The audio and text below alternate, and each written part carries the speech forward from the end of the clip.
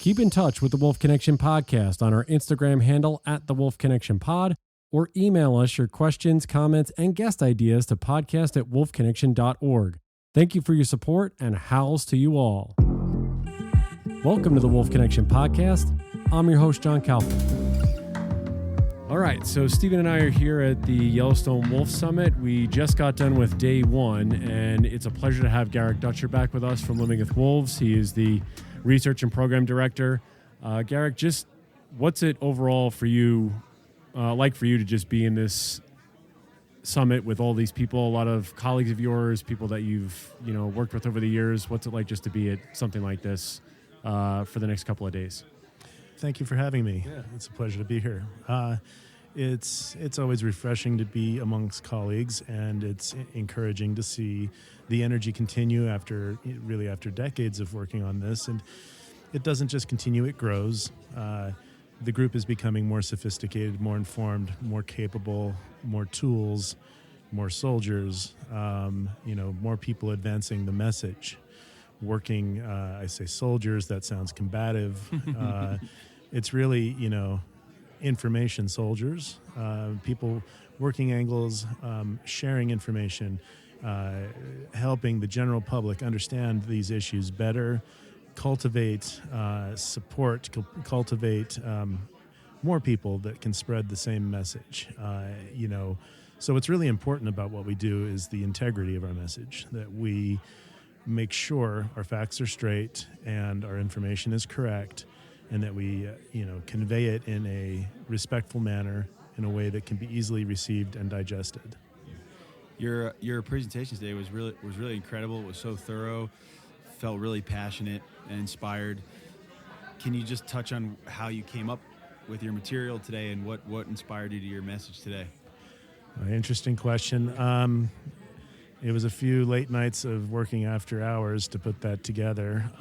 And it's basically a body of information that's stuff I, work with all the time. So it's in my head largely, and I know where my resources are and how to fact check myself. And it's been a long evolution over the last couple decades of crafting this message because of sort of understanding the issues and where the forces are that work for and against wolf conservation and large carnivore conservation, and the advancement of ecological awareness and that the value behind that. So I guess I've always been pretty good at sort of remembering and bringing all these concepts together into a message.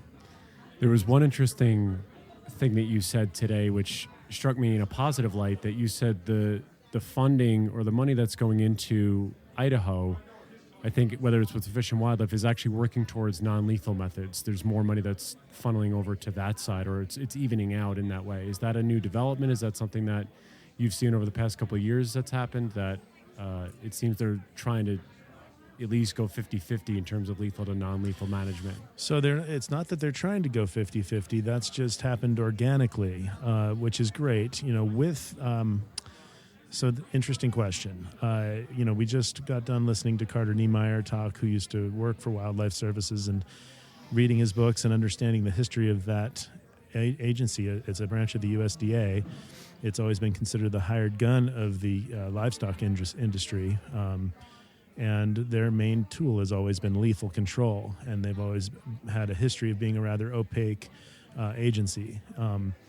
So it's really encouraging because if you follow the money, well, what's happened is that this Wildlife Services non-lethal initiative that a few bigger NGOs were instrumental in advancing and advocating for before Congress has grown its budget just in the last few years. And the example I gave was that Idaho's budget from the Idaho branch of Wildlife Services it's gone from $50,000 a year in 2021 now to $300,000 a year.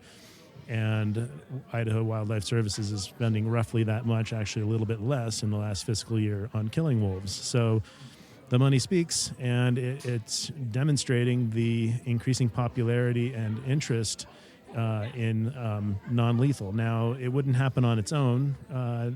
livestock producers, ranchers, they need to show an interest. And if the rancher wants to just stick with lethal, then wildlife services will be the ones to do that for them. However, what they're also learning is that when you kill wolves, new wolves will fill that space, and the problem may or may not persist or may return eventually.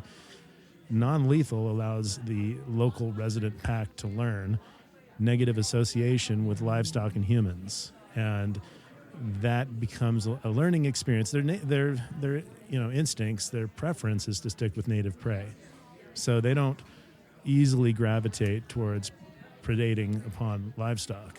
That happens based on various circumstances, and the more you disrupt packs, it's logical, it makes sense to think that the more vulnerable they become, the more desperate they become, the easier prey they may have to resort to, even if their preference is wild native elk, deer, things like that.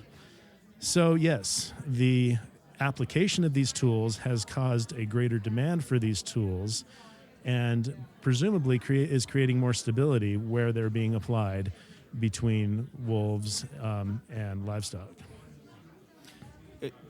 Is it mandatory in the wolf plan in Idaho right now, is it mandatory for them to take some initiative in sharing non-lethal methods with ranchers, or who are the responsible parties for sharing this kind of information, for implementing these kind of tactics? Or is there a private entity that's making themselves responsible for doing these types of things? But how are ranchers getting a hold of the tools and the knowledge to actually implement non-lethal management? Well, so I want to go back just a little bit to the last question to say these tools work for lots of large carnivores, not just wolves. Yeah, that's an important thing to recognize, because it isn't all about wolves. It's about keeping the peace on the landscape. Yeah. So to answer that question, well, when an attack or something happens where a dead head of livestock is found in the pasture or in the grazing allotment, then the way it normally happens is that it's reported to Fish and Game, or it's reported to Wildlife Services. Wildlife Services conducts an investigation, a necropsy. And if that's done thoroughly, it involves the skinning out of an animal until subcutaneous hemorrhaging is found, which means bleeding underneath the skin. If that is found, it's indicative usually of, depending on the location, especially in the hamstring area, of a wolf attack.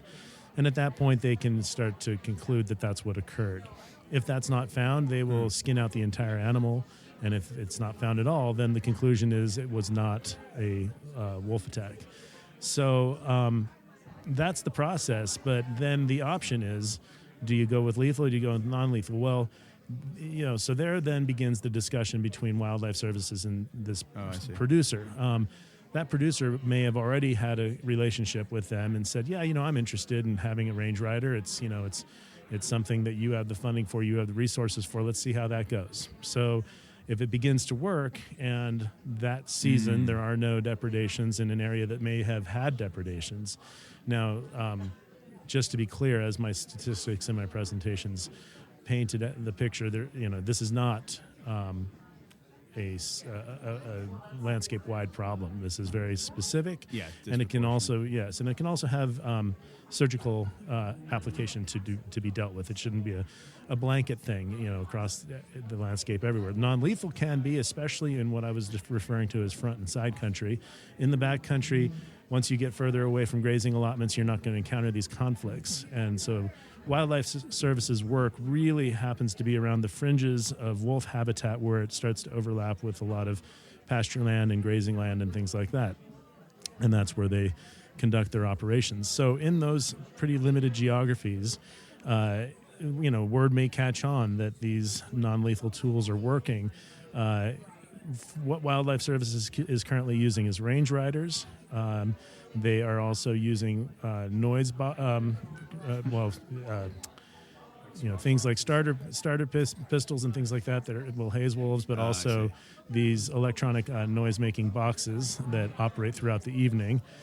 Yeah, if you watched our last episode, we call them Ozzy boxes because of Kurt Holston's Holston? Ozzy box that Yeah. plays Ozzy Osbourne. Kurt's got a really great device that he has made really functional, lightweight, and also is recharging through solar energy, and it's a great innovative tool. Yeah. It's taking that tool to the next level. So those are the tools that they're using for wildlife services. Now, wildlife services could benefit into getting it into a dog program, into fox lights, things like that. They could expand their toolkit, and the way it works is that wildlife services is there in the field responding to them, and so they're the right entity to try to promote this kind of thing. However, they also need to kind of continue to develop their own toolkit, because the more tools they have and the more they rotate them and the ways they choose to apply them, the more success they're going to have with their non-lethal program. So, for instance, I mentioned 41 sheep being killed by one wolf on the one producer's herd, and this singular wolf was eventually killed. Well, that producer had been implementing some non-lethal, but unfortunately it wasn't enough to deter this from happening. And so the attacks continued. Perhaps, if he had a broader suite of tools, perhaps if there were different application strategies applied, maybe there would have been a way to deter that animal from continuing that behavior. But regardless, I always, as unpopular as it is, this is the middle ground where people are running their businesses, quite often on private land, raising their private livestock, and so when that happens, it's lethal should be considered the last arrow in the quiver. And, as unpopular as that is, it is a way of keeping the peace between these interests. And if you take away that last lethal option, then you're really isolating the non-lethal program too. But the non-lethal program is going to prevent future attacks. And I think that's really its strong point, because it's an educational tool for the wildlife, and it creates, it appeases all sides. Livestock stays alive, and the wolves stay alive, and so both sides should be appeased by that, and that's really the end game that we're looking for. Unfortunately, with large carnivores sharing landscape with human interests, there will always be some degree of conflict. But the best we can do to eliminate that conflict, the better things will be for both humans, livestock, and wolves. What are you, I know it's only day one, what are you encouraged by, just by looking at the vast amount of speakers that are here, yourself included, the group that's here attending this summit? What are some things that you're looking forward to? What is something that you've already heard that gives you encouragement about the way these talks are happening, I think, with groups like this, and doing conferences and summits of these types? Well, I feel that there's been a steady evolution in the sophistication of the people here, in terms of their total body of knowledge. I feel like people are really up to speed on the issue.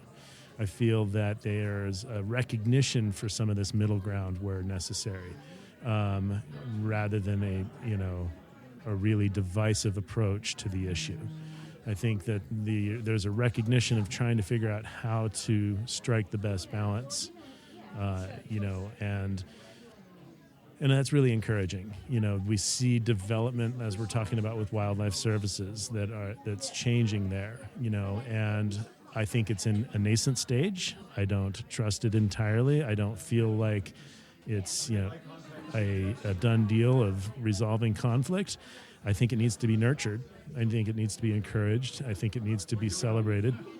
And I see the same thing with some state agencies, particularly Washington and Colorado, in showing growth to start to include non-consumptive interests, non-game species, rather than just that focus, that utilitarian approach to wildlife management that I think is still pretty pretty strong in places like Idaho.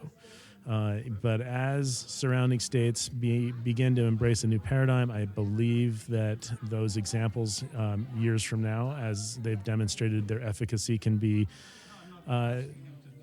brought back to places like Idaho, Montana, and Wyoming. Perhaps Montana would be the next one to catch on, just based on some of the willingness to be progressive in the past about taking new approaches to coexistence. I'm encouraged to hear some of my colleagues in their approaches to working with the legislature. I think they're spot on what their approach is. I think having conversations across the aisle and dissolving that divide, so there is no aisle, and we're just working towards common goals from different angles. Perhaps I think maybe someday we can get there. So I see that evolution occurring. I see a lot of pushback.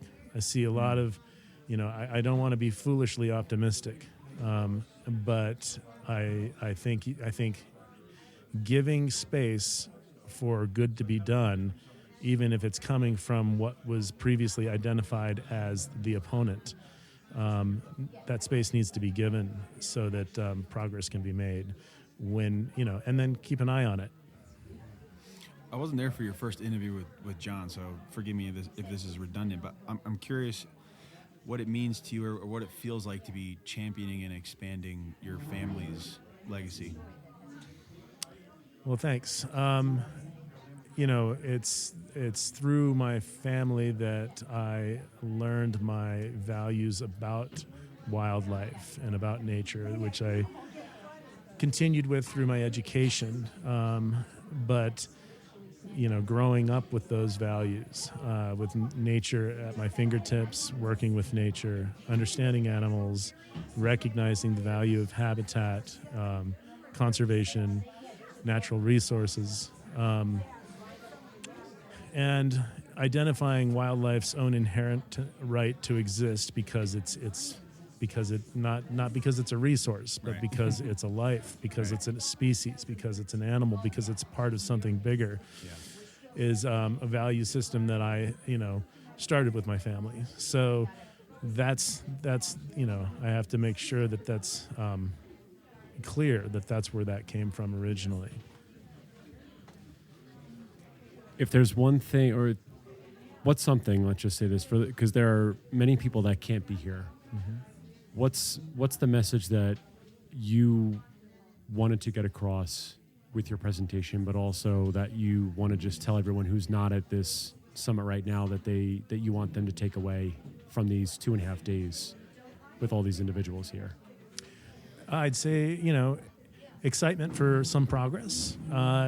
Legislators in several states have made things really difficult, but I think that their extreme actions have drawn a lot of attention to these issues, allowing for more opportunity and progress to be made by the conservation community. I think that, ironically, that when legislators begin acting so extreme with some of their legislation, that creates opportunity to raise awareness, opportunity to generate interest, support, and groundswell. And so I think that that's, sort of exciting at this point. Also, the very little bits of progress that are being made need to be amplified and celebrated, because where they're happening, they are quite often the right thing. And I think that really needs to be something that we point to, because as challenging as the political environment is, I do see good reasons for optimism in the recent, say, 5 years. So that's really encouraging. And so, that's something that I definitely think needs to be kind of at the heart of what we're discussing here and what we're recognizing is that progress, and to embrace and nurture that as it grows, and to be part of that. I won't say it's the first time, but it's definitely the most concentrated messaging I've heard about just all this optimism. I mean, things working out and things kind of changing. What do you credit that to right now? Are people just tired of? I think there's more willingness to meet in the middle. I think that people understand the heritage perspective, the cultural perspective of how people lived on the landscape for a long time, and I think some agency people are also understanding the desire to have a more balanced ecological system and not just be looking at the revenue of hunting for what dictates wildlife management on the landscape. I feel like these are all really encouraging signs. I think that it's happening. I'm a little more encouraged with the feds than I am with our state agencies right now. I'm anticipating what this Montana Wolf Plan will look like. Can't speak to that till we see it. It'll be interesting to see what that looks like. But I think recognizing the importance of large carnivores on the landscape is something that has been a repeated message for long enough, and that with backing of science in terms of their ecological, biological benefit to the system and their essential role, I think that continues to grow in the minds of many on both sides of this issue. There is recognition of that coming from the agency side. And I want to note, because you said this, and rightfully so, that we're talking about not just wolves. And do you feel that the policies and the push for that balance and optimism in the wolf side is helping now for some of the confrontations that may happen with delisting of grizzly bears, mountain lions coming to the forefront also? Do you feel that you're saying the education and the efforts are more concerted and concentrated and a little bit more knowledgeable, that will help those other predators if and when those issues arise for mountain lions, grizzlies, bobcat, anything that's in that? Well, there's space. a playbook, there's a roadmap, there's a blueprint for how this can play out. Grizzlies offer new challenges, but their role is just as important. They belong in the ecosystems that they are native to, like anything else. And, often it's, commerce. It's, the headwinds against these issues are quite often driven by commerce, things like livestock production. I want to be clear that I think that addressing livestock conflict with large carnivores should have a different approach on public lands than it does on private land. I think there should be a little bit more leniency and understanding if somebody is trying to protect their private property on their private land. However, that's also something that needs to be, carefully measured on how. But when it comes to America's public lands and their wildlife on those public lands, I don't believe that the livestock production industry should have total priority over native wildlife.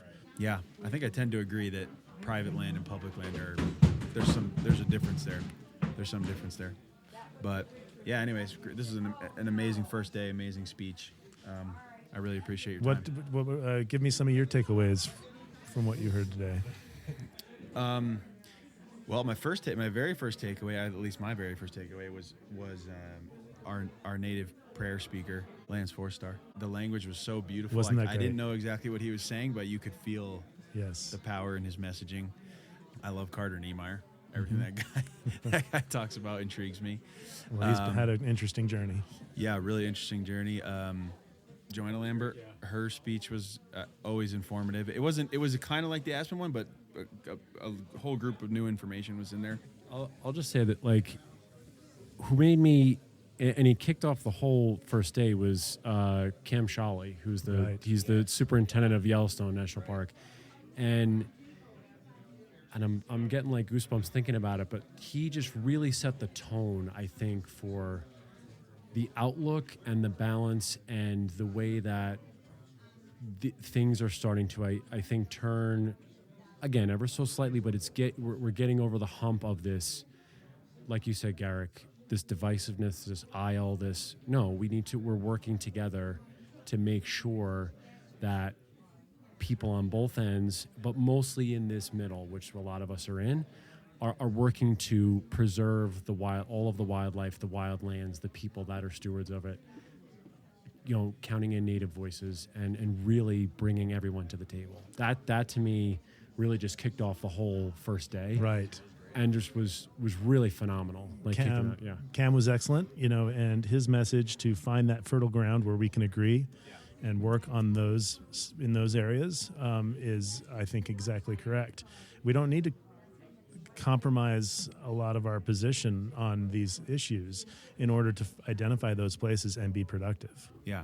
I also think that some folks who have never been to an event quite like this with wolf advocates, they tend to think that there's a lot of broad brush painting at events like this, and I'm just not. I've never found that to be true. I find that it's really impressive how specific these issues are, how educated people are in these issues, and I'd say it's a very balanced perspective, very balanced approach. I've only been to like 2 of these, so it's still new to me. It's still very, very new to me. These advocate, hosted events, and they are just like, you can't ask for more information and more specific issues that are being tackled in a more as calculated as they can be. Of course, money's always an obstacle for these types of things, for how to execute, actually getting somewhere and making some changes to legislation, and it's amazing how folks are doing this. I mean, Mark's like just one of the coolest guys. You can't ask for a better guy to be going into a room of people who probably don't agree with him and talking about these subjects, and he's really, we should be proud that he's the one out there, showing up. Absolutely. So, and what you guys at Wolf Connection are doing in carrying this message forward, putting it out there for the public to consume, is a very valuable role that you guys are playing, for sure. No. And I appreciate that. No, we appreciate when we set this, again, we can't thank all of you individuals, because your willingness to come on and speak to us and really just, because we want to cede the floor to you all, because you all have the information. You've lived it, literally, Garrick. Mark, Kim, Carter, all these people, you guys have been in the trenches for decades.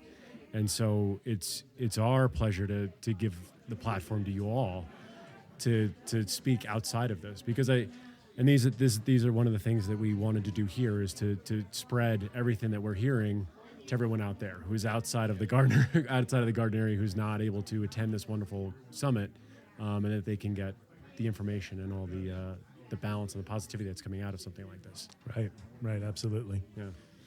And lastly for me, I'll just, like John said, this is all about interviewing the geniuses, and you guys are all in your genius zone here. But it's pretty amazing. Like, we've talked to Mark and Kim plenty of times. We've talked to a lot of folks here, and even sometimes after 150 episodes, I get tired of the contention. Sometimes I'm like, what are we actually going to do about this? It seems like we're always inching forward and we're inching back, and we're inching forward, we're inching back. And you guys never get tired, man. I mean, you get tired, of course, but you come across as like, I am tired.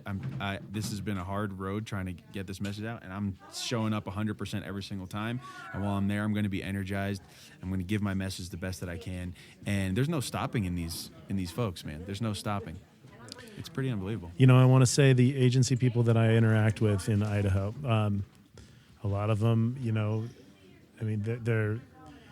they're educated, they are good people, and they are willing to listen. And so there are open doors to make progress, even in Idaho. And, there are signs of that occurring, for sure. So even in the toughest nut to crack, there's room.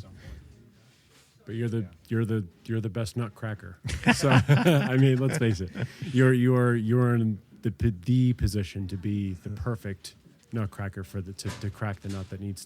Well, I hope so. And I hope I come across as reasonable to not just obviously this room, but those who I'm meeting with in Boise as well. Yeah, you are. You do. There's no way to not think that. Garrick, it's great to finally meet you in person. It's great to talk shop with you and everybody else here. And, I can't wait to, we're here for the next, for the duration here for a while. So really can't wait to, break bread with you and the rest of everybody here over the next couple of days. It's really a pleasure. Thank you. Thank you, John. And, I agree, me as well. and Stephen, it's nice to meet you. You as well. Okay. Well, thanks guys for having me on, and good luck charging forward. Absolutely. Thanks so much. How's to y'all out there? And Stephen, I'll continue with our coverage from the Wolf Summit, Yellowstone Wolf Summit. How's to y'all, and see you next time. Bye, everybody. Bye-bye. Looking for more information about Wolf Connection or the podcast? Please visit our website at wolfconnection.org, where you can donate, sponsor a wolf, or become a volunteer.